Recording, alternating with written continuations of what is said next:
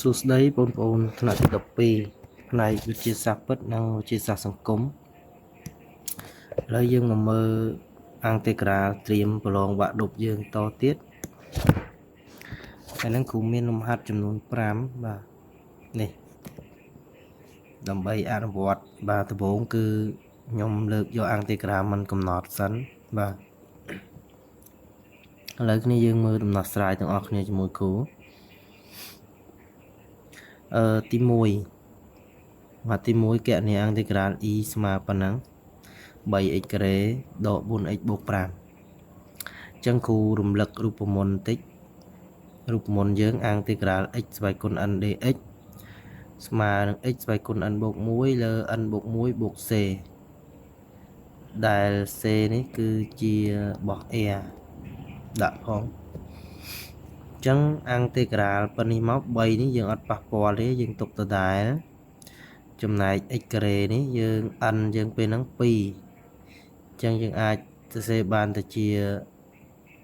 x ស្វ័យគុណ2បូក1បាន3នៅលើ3ដែរបាទនីតិសន្នកើនមួយលេខ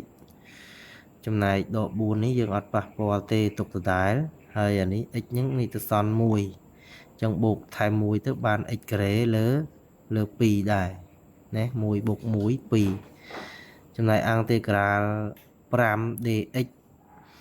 គឺយើងសម័យទៅដល់ primitive ស្អីដែល derivative ស្មើ5គឺ 5x ដល់ពេលយើងអង្គទេក្រាល 5 ទៅវាចេញ 5x វិញពេលដែលបងប្អូនយក 5x ទៅ derivative ចេញ 5 វិញហ្នឹងវាប្រឆាំងនេះអញ្ចឹងណា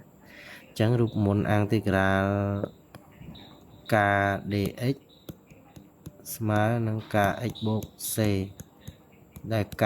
ជារបស់ air ណារូបមន្តអង្គទេក្រាលយើងអញ្ចឹង3នេះសម្រួលចោល small x kip ចំណែក4នេះសម្រួលនឹង2ទៅសល់ 2x ការ៉េហើយ 5x អត់ប៉ះពាល់ទេទុកដដែលបាទអញ្ចឹងដូចនេះយើងបានចម្លើយប៉ុណ្ណឹងណានេះយើងមើលលំហាត់ទី2លំហាត់ទី2នេះ x ស្វ័យគុណ x x ស្វ័យគុណ x វាប្រមាណវិធីគុណហើយអានុគម2គុណគ្នាទៀតអញ្ចឹងយើងប្រើអង្គទេក្រាលដោយផ្នែកអញ្ចឹងក្នុងនេះគ្រូតាងអុយស្មើពហុធាកាលណាពហុធាជួបមួយ expo យើងតាងអុយស្មើពហុធាហើយបាទអញ្ចឹងនាំឲ្យ d អុយគឺ derivative x បាន1ហើយចំណែក dv សល់ប៉ុន្មានគឺ dv តាង dv ស្មើនឹង ស្វ័យគុណ x dx នេះអញ្ចឹងយើងទាញរក v ទៅយើងអង្គទេក្រាល ស្វ័យគុណ x បាន ស្វ័យគុណ x ហើយតាមរូបមន្តយើងអង្គទេក្រាលអុយ dv ស្មើអុយ v ដកអង្គ v d អុយអញ្ចឹងអុយ v អុយយើងគឺ x គុណនឹង v គុណនឹង ស្វ័យគុណ x នេះមកបាន x ស្វ័យគុណ x នេះដកអង្គ v d អុយអញ្ចឹង v ស្វ័យគុណ x គុណមួយ d អុយទៅបានស្វ័យគុណ x dx នេះបាទហើយអានេះយើងទុកដដែលសិនទៅអង្គស្វ័យគុណ x បានស្វ័យគុណ x អញ្ចឹងចម្លើយឃើញប៉ុណ្ណឹងណាយើងដាក់ c របស់ air ផងគ្នាយើងកន្លែងនេះយើងអាចទាញស្វ័យគុណ x ជាកតាឬក៏មិនទាញក៏មិនអីដែរកន្លែងហ្នឹងណាបងអូនមើលលំហាត់ទី3ហាត់ទី3 k ស្មើនឹងអង្គទេក្រាល 2x បូក3នៅលើ x ការ៉េបូក 3x បូក2យើងពិនិត្យមើលភាគបែងពេលជួបទម្រង់បែបហ្នឹងដំបូងឡើយពិនិត្យមើលភាគបែងពេលដែលបងអូនយកភាគបែងទៅ derivative ដូចជាចេញភាគយកអញ្ចឹងយើង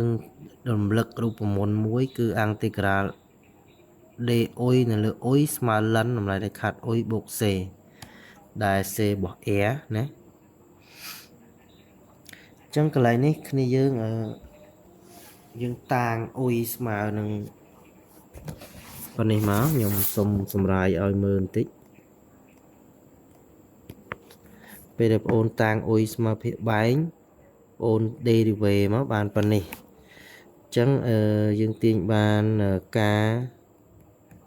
ស្មើនឹងអង្គទេក្រាលបាទ សំណងទៀតស្មើនឹងអង់តេក្រាល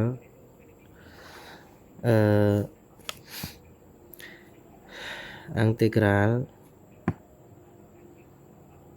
d អុយណា d អុយ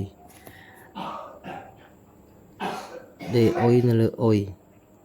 ចឹងអាហ្នឹងស្មើលិនតម្លៃដែលខាតនៃអុយបូក c ដែល c ជារបស់ a ប៉ុន្តែយើងតាំងអុយហ្នឹងស្មើនឹង x ក្រេបូក 3x បូក 2 អញ្ចឹងបងអូនយកវាទៅចំនួនចូលក្នុងនេះវិញមកនេះ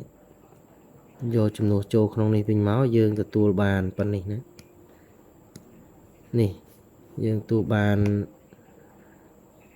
នេះការស្មើលិននៃ x ក្រេបូក 3x បូក 2 បូក c ដែល c ជារបស់ a គូសុំធ្វើឲ្យគ្នាយើងមករបៀបទៀតពេលប្រឡងបងធ្វើតែមករបៀបបានហើយណាឬមួយយ៉ាងទៀតការស្មើនឹងអង់តេក្រាល2x បូក 3 នៅលើ x ការ៉េបូក 3x បូកជាមួយនឹង 2 dx ចឹងយើងអាចប្រើរូបមន្តអង់តេក្រាលដូរអថេយើងទៅយើងយកភាពបែងទៅ derivative ឬក៏ហៅថាអង់តេក្រាលគុំមិនដាក់ណា x ការ៉េបូក 3x បូក 1 2 ព្រីមពេលដែលព្រីមទៅវាចេញ2x បូក 3 អញ្ចឹងអត់មានលើសខ្វះអីទេយើងមិនបាច់ចែកវិញទេព្រោះអីវា derivative ទៅស្មើភាគយកស្អាតមកហើយអញ្ចឹងវាចូលអុយព្រីមលើអុយអញ្ចឹងយើងអាចសេស្មើនឹង logarithm នៃ x ការ៉េបូក 3x បូក 1 នឹង 2 ហើយបូកចំនួនថេដែល c ជារបស់ a បាទនេះមួយយ៉ាងទៀតបងប្អូនអាចធ្វើអញ្ចឹងមកបើសិនបងប្អូនអត់តាំងណាឥឡូវយើងមកមើលលំហាត់ទី4លំហាត់ទី4តទៀតលំហាត់ទី4គឺអង់តេក្រាលស៊ីនការ៉េណាអង់តេក្រាលស៊ីនការ៉េគូចង់រំលឹករូបមន្តមុំដប់បន្តិចរូបមន្តមុំដប់គឺកុស 2x ស្មើនឹងកុសការ៉េ x ដកស៊ីនការ៉េ x ហើយអាហ្នឹងវាស្មើនឹង2ដងកុសការ៉េ x ដក1ហើយស្មើ1ដក2ដងស៊ីនការ៉េ x អញ្ចឹងបើសិនជាបងអូនឲ្យកុស 2x នេះស្មើនេះស្មើ1ដក2ស៊ីនការ៉េ x នេះរូបមន្តយើងអាកុស 2x នេះវាស្មើប៉ុណ្ណឹងឥឡូវវាចង់បានស៊ីនការ៉េយើងឲ្យវាស្មើប៉ុណ្ណឹងទៅបងប្អូនទាញមកទាញយកស៊ីនការ៉េទៅវាបានសមូលនឹង2ស៊ីនការ៉េ x ស្មើនឹង1ដកកុស 2x អញ្ចឹងពួកយើងទាញរកស៊ីនការ៉េទៅនេះទាញរកស៊ីនការ៉េមកវាស្មើនឹង1ដកកុស 2x លើ2ណានេះអញ្ចឹងទាញរកស៊ីនការ៉េមកនេះបានរូបមន្តប៉ុណ្នេះណាបាទនេះគេយកដាក់កាត់ទេខ្លះគេលើយើងអត់ដឹងណាអញ្ចឹងអង់តេក្រាលស៊ីនការ៉េហ្នឹងយើងប្របែកចូលរូបមន្តមុំដប់ហ្នឹងមកគឺស្មើ1ដកកុស 2x លើ2 dx បាទហើយក្នុងនេះគូទាញ1លើ2នេះមកមុខបាទទាញមកមុខមកទួលបានប៉ុណ្នេះហើយកតាឲ្យអង់តេក្រាល1ដកកុស 2x ហើយ1លើ2នេះយើងជំមេគុណអត់ប៉ះពាល់ទេអង់តេក្រាលគូរំលឹកទីអង់តេក្រាលកុស ax dx ស្មើ1លើ a ដូរមកស៊ីន ax បូក c ណាបូក c អញ្ចឹងបាន1នៅលើ2 a យើង2បដូរទៅកុស 2x វិញហើយបូក c អញ្ចឹងនេះយើងចម្លើយយើងទុកត្រឹមហ្នឹងក៏បានឬក៏គុណ1លើ2ចូលទៅត្រឹមនេះក៏បានដែរហើយកុំភ្លេចដាក់ c ជារបស់ r ឲ្យគេផងណា c របស់ r កុំឲ្យគេកាត់ទុកយើង លើគ្នាយើងមកមើលលំហាត់ទី5ណាទី5គឺរំលឹកអន្តេក្រាលដោយផ្នែកមួយទៀតហើយណាx គុណ1លិន x dx អញ្ចឹងសម្រាប់ពហុធាជួបមួយលោករាជនេពេគឺយើងតាំងអុយស្មើពហុធាសំទោសសូមអធិស្ឋានតាំងអុយស្មើលោករាជនេពេស្រួល derivative ណានឹងអានគុំខ្សោយជាងគេអាខ្សោយយើងយកមក derivative ទៅអានគុំខ្លាំងយើងអន្តេក្រាលមកណាអញ្ចឹងតាំងអុយស្មើលោកនេពេអញ្ចឹងនាំឲ្យ d អុយ derivative លិនអុយស្មើសំទោសតាំងអុយស្មើលិន x dx សំទោសអុយស្មើលិន x ហើយ dx យើងអត់តាំងទេយើងតាំង dv ជាមួយ x dx នៅវគ្គក្រោយនេះណាអញ្ចឹងក្នុងនេះយើងតាំងអុយស្មើតលិន x ទេសូមអធិស្ឋានអញ្ចឹងនាំឲ្យយើង derivative លិន x ស្មើ1លើ x ហើយសល់ប៉ុន្មានគឺ dv អញ្ចឹងតាំង dv ស្មើ x dx ណាហើយយើងលុប derivative ចេញទៅយើងអន្តេក្រាល x បាន x ការ៉េលើ2ទាញ v ទៅបាន x ការ៉េលើ2អញ្ចឹងរូបមន្តយើងពីមុនមិញហ្នឹងអុយគុណនឹង v ណាអុយគុណ v អញ្ចឹងលិន x គុណ 1x ការ៉េលើ2យើងទទួលបានប៉ុណ្នេះណាទទួលបានប៉ុណ្នេះដកអន្តេក្រាល v d អុយបាទដូចរូបលំហាត់ខាងលើមិញអញ្ចឹង v ហើយគុណ 1d អុយនេះពេលបងប្អូនគុណទៅបានប៉ុណ្នេះណាបាទគុណមកហើយក្នុងនេះយើងដូចជាត្រូវសម្រួលបាទសម្រួល x មួយចោលហើយទាញ1លើ2មកមុខហើយសល់ x មួយទៀតអញ្ចឹងអន្តេក្រាល x ហ្នឹងវាបាន1លើ 2x ការ៉េប៉ុន្តែគ្រាន់តែយើងយក2គុណ2ទៅវាឡើង4នេះទៀតណាអញ្ចឹងណាបាទហើយកុំភ្លេចដាក់ c ជារបស់ឲ្យគេរបស់ air បាទអញ្ចឹងខ្ញុំរំលឹករូបមន្តអន្តេក្រាលដោយផ្នែកទៀតអន្តេក្រាលអុយ dv ស្មើនឹងអុយ v ដកអាំង v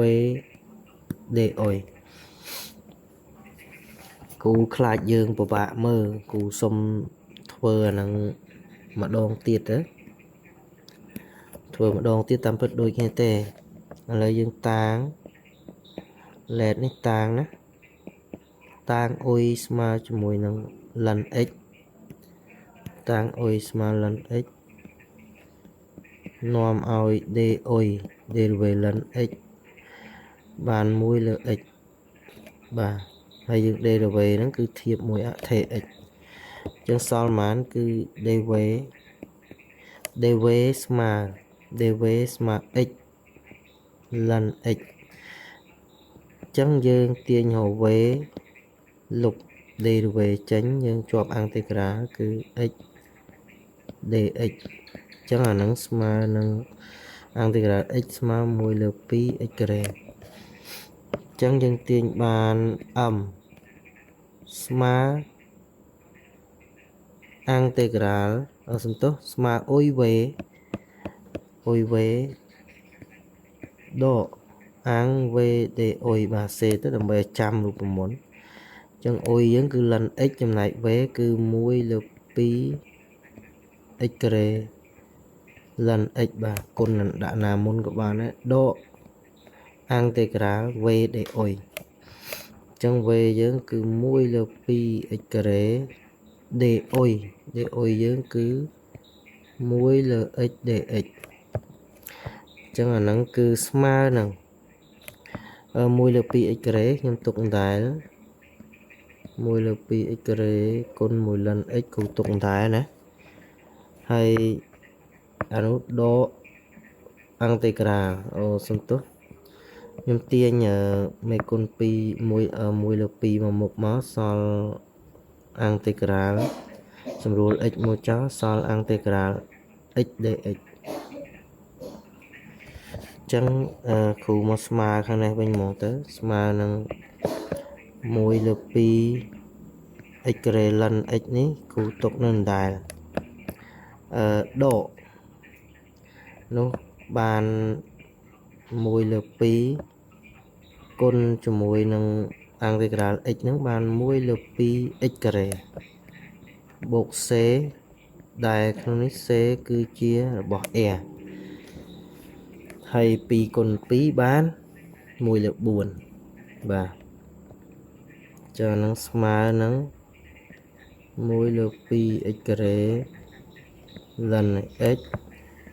ដក1លើ 4x ការ៉េបូក c ដែល c របស់ r មូលហេតុដែលគ្រូធ្វើម្ដងទៀតនេះគឺដោយសារខ្លាចយើងមិនច្បាស់ខ្ញុំចង់បង្ហាញឲ្យយើងមើលពេលដែលយើងតាំងអញ្ចឹងហើយនេះគេគុណតាមនេះអុយវេដកអង់តេក្រាលវេដេអុយនេះគុណគូសតាមសញ្ញាព្រួយអញ្ចឹងមកវាស្រួលចាំណាងាយចងចាំនេះម្ដងទៀតអុយគុណនឹងវេដកអង់តេក្រាលវេដេអុយនេះហ្នឹងគ្រូចង់បង្ហាញកន្លែងហ្នឹងបានគ្រូធ្វើឡើងវិញម្ដងទៀតដើម្បីឲ្យយើងច្បាស់បាទអញ្ចឹងវីដេអូនេះគ្រូមានប៉ុណ្ណឹងហើយមានចម្ងល់អីthìយើងអាច comment នៅខាងក្រោមវីដេអូគ្រូហើយកុំភ្លេចជួយ share ហើយ subscribe និង follow Facebook គ្រូផង subscribe channel YouTube ហើយ follow Facebook គ្រូផងដើម្បីទទួលបានលំហាត់ថ្មីៗរាល់ថ្ងៃបាទអញ្ចឹងគ្រូមានប៉ុណ្ណឹង